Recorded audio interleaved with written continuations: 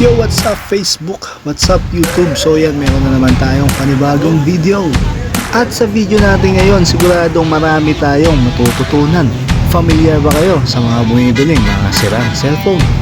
Mga nagbabahay-bahay, mga badyaw? At kung familiar kayo ang pagkakataon nyo para makabili ng sirang cellphone na pwede nyong buuin at pwede rin kayong kumita ng malaking pera. Maraming tsambahan, marami rin jackpatan. At syempre bago natin simulan ang ating video, sa ngayon baka naman kung pwedeng pa-like, follow and share para sa mga susunod pang mga video.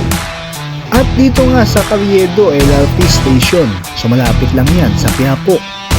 Ay kita nyo dito sa video natin dito kung saan banda ang pagtitipon-tipon, kung saan nandiyan lahat ng mga nagbabahay-bahay.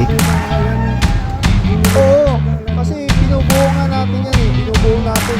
At syempre lahat ng mga nagbabahay-bahay dyan at dito nila dinadala yung mga cellphone na nabibili nila sa mga bahay-bahay. Bawat piyesa mahalaga.